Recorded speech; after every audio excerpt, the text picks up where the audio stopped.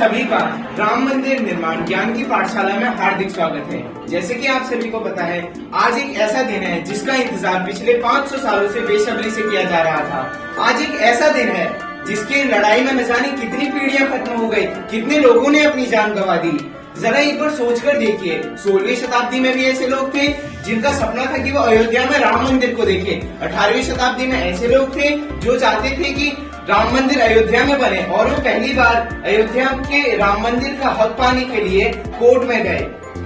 आज से करीब 150 साल पहले कई लोगों ने राम मंदिर की लड़ाई के लिए अपनी जान गंवा दी। ऐसे भी लोग जिन्होंने अपने जीवन के 50 साल सिर्फ कोर्ट की लड़ाई में बिता दिए। आज वो हमारे बीच तो नहीं है, ना ही वो ये मंदिर देखने आ पाए, परंतु दूसरी तरफ हम और आप जैसे लोग हैं जो अपने जीते जी इस काल में राम मंदिर की स्थापना देखने जा रहे हैं। प्रभु श्री राम का मंदिर, जिसे आज से 592 साल पहले बाबर के जनरल द्वारा गिरा दिया गया था, वही मंदिर आज अयोध्या में दोबारा से निर्माण होकर शुरू होने जा रहा है। तो आज के इस पाठशाला में हम आपको बताएंगे राम मंदिर के इन 500 साल की कहानी, इस लड़ाई का क्या महत्व है, ताकि आप सब जान सके कि इस लड़ाई का संघर्ष सिर्फ रातों रात नहीं जीता जा सकता। इस लड़ाई का संघर्ष 1-2 साल नहीं बल्कि सैकड़ों सालों तक लड़ना पड़ सकता है। धन्यवाद। विषय के बारे में सुनकर आप सभी के मन में उत्सुकता और उत्साह तो पैदा हो ही गया है, तो क्यों ना इस भव्य राम मंदिर के भव्य इतिहास के बारे में भी कुछ जाना जाए। अयोध्या राम जन्मभूमि देश का सबसे लंबे चलने वाले केस में से एक है। राम जन्मभूमि का इतिहास बहुत पुराना है। 1528 से लेकर 2023 तक श्री राम जन्मभूमि के पूरे 495 वर्षों के इतिहास में कई मोड़ आए। इसमें से 9 नवंबर 2019 का दिन बेहद खास रहा जब 5 जनवरी के संवैधानिक बेंच ने एक ऐतिहासिक फैसला सुनाया। तो चलिए अब हम सन 1528 में बने बाबरी मस्जिद से शुरू करते हैं। तो ये तो हम सब जानते हैं कि सन 1528 में बाबर ने भगवान श्री राम का मंदिर तोड़वाकर वहाँ पर मस्जिद का निर्माण करवाया। बाबर ने अपने सेनापति मीर बाकी से कह के वहाँ का मंदिर तोड़वाया और वहाँ पर एक मस्जिद का निर्माण करवाया, जिसे बाद में बाबरी मस्जिद के नाम से जाना गया। यह वो दौर था जब मुगल शासन की जड़ें काफी गहरी थी।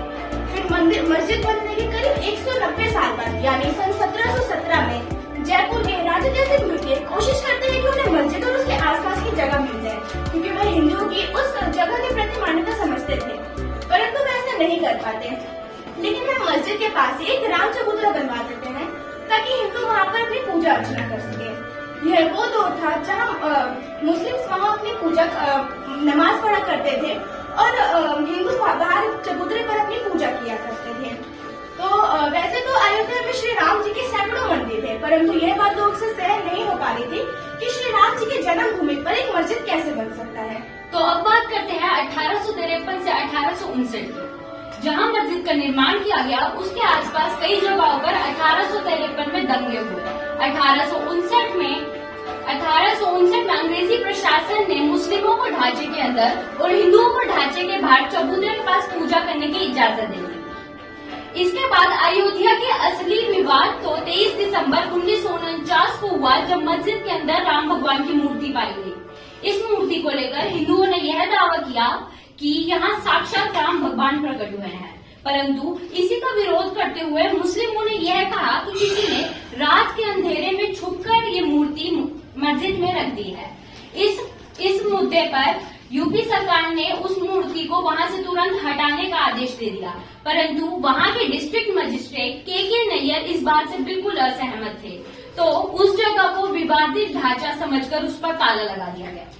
फिर सन 1950 में फैजाबाद के सिविल कोर्ट में 2 अर्जी दाखिल हुई। इसमें एक तो विवादित भूमि पर रामलला की पूजा की इजाजत थी और दूसरी मूर्ति रखे जाने की इजाजत थी।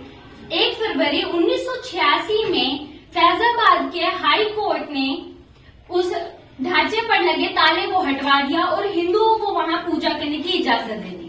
तो चलिए अब हम बात करते हैं सन 1992 की, यानी 1992, जब 6 दिसंबर 1992 को बीएचपी और शिवसेना समेत कई हिंदू संगठित ढांचों को गिरा दिया जाता है। इससे देश भर में सांप्रदायिक दंगे होने लगते हैं, जिसमें 1000 की तादाद पर लोग मारे जाते हैं। फिर आता है सन 2002, जब गोधरी ट्रेन जो कि अनेक हिंदू कार्यकर्ताओं को लेकर जा रही थी, उसमें अचानक ही आग लगा दी जाती है, जिसमें 58 यानी 58 लोग मारे जाते हैं। और यह आग फिर गुजरात में पहुंच जाती है, जिसके कारण वहाँ पे भी 1-2 हजार के करीब लोग मारे जाते हैं। 2010 में उस भूमि को इलाहाबाद के हाई कोर्ट के फैसले के अनुसार निर्मोही अखाड़ा, रामलला विराजमान और सुन्नी वक्फ कोर्ट के बीच 3 हिस्सों में बांट दिया गया। फिर सन 2011 में अयोध्या विवाद पर इलाहाबाद के हाई कोर्ट के फैसले पर सुप्रीम कोर्ट द्वारा रोक लगा दी जाती है। इसके बाद 2017 में supreme court out of court settlement करता है, जिसमें बीजेपी के कई नेताओं पर आपराधिक आरोप लगाए जाते हैं। फिर अंत में 9 नवंबर 2019 में हाई कोर्ट द्वारा 5 जजों की बेंच श्री राम जन्मभूमि के पक्ष में फैसला सुनाती है। 25 मार्च 2020 को करीब 28 साल बाद रामलला टेंट को फाइबर मंदिर में शिफ्ट किया जाता है और 5 अगस्त के करीब वहाँ का भूमि पूजन किया जाता है। 2023 यानी पिछले ही साल एक बार फिर से राम भगवान की जन्मभूमि अयोध्या में रामलला का एक भव्य मंदिर बनकर तैयार हो चुका है। और इसी के साथ सालों साल से चल रहे संघर्ष और विवादों का अंत होता है और आज से उस मंदिर में रामलला की पूजा और आराधना की जाएगी।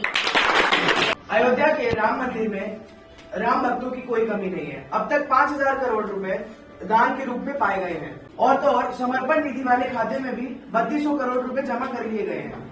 सरकार के द्वारा हमें ये जानकारी मिली है कि सिर्फ धना सेठों का पैसा इस निर्माण में नहीं लगा है और तो और श्री राम जन्मभूमि ने निर्णय लिया है कि सिर्फ श्री राम में आस्था रखने वाले सभी देश भर के लोग इसमें अपना सहयोग देंगे और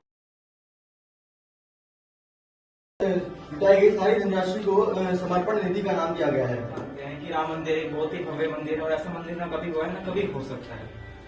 ऐसा नहीं है हमारे धर्म में इससे भी अच्छा मंदिर नहीं है, वैसे तो इससे भी अच्छा और ऐसे मंदिर हमारे धर्म में उपस्थित है, पर जो संघर्ष और कितने लोगों के प्राण इस मंदिर को बनाने के लिए गए हैं उसका अनुमान नहीं लगाया जा सकता। और आज मैं इसी मंदिर की संरचना के बारे में आप सभी कुछ बताना चाहूंगा। राम मंदिर का कुल क्षेत्रफल 2.7 एकड़ है और उसका निर्मित क्षेत्र 57,000 वर्ग फीट है। इसकी लंबाई 161 फीट है और यह 3 मंजिला इमारत है। ऐसा माना गया है कि इसके निर्माण में जरा सा भी लोहे या स्टील का उपयोग नहीं हुआ है, क्योंकि लोहे की उम्र महज सिर्फ 80 से 90 साल होती है। यह मंदिर 1000 साल से ज्यादा चलाने के लिए बनाया गया है। इसमें हमारे देश के उच्च वर्ग के वैज्ञानिकों की सहायता ली गई है और तो और इसरो की वैज्ञानिकों का भी योगदान होगा। और तो और राम मंदिर में कुल 44 द्वार है, जिसमें से 14 स्वर्ण जड़ित है, परंतु श्रद्धालुओं को प्रवेश करने के लिए सिर्फ एक द्वार का प्रयोग किया जाएगा और श्रद्धालुओं की सहूलियत को ध्यान में रखते हुए कार्य किए जा रहे हैं। और श्रद्धालुओं को मंदिर में प्रवेश करने के लिए 3 पद से गुजरना होगा। पहला पद राम जन्मभूमि पद, दूसरा भक्ति पद और तीसरा अथवा राम पद।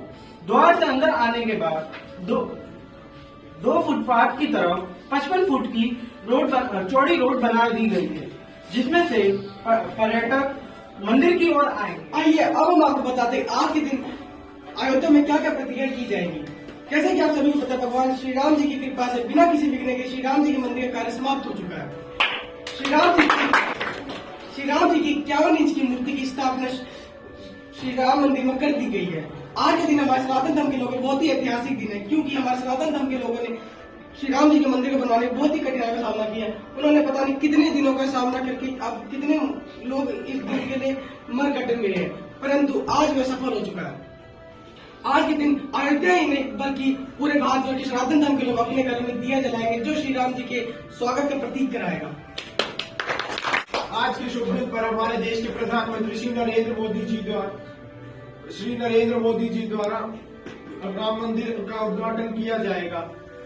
राम मंदिर में 7,000 से अधिक लोग शामिल होंगे, जिनमें प्रमुख हस्तियां, अभिनेता, अभिनेत्री और कुछ अन्य उद्योगपति वगैरह भी शामिल होंगे। मीडिया द्वारा यह कार्यक्रम टीवी पर भी दिखाया जाएगा। श्री राम लला का अभिषेक 12:20 से 12:45 के बीच में होगा। यह मृगशिरा नक्षत्र के बीच में होगा। जय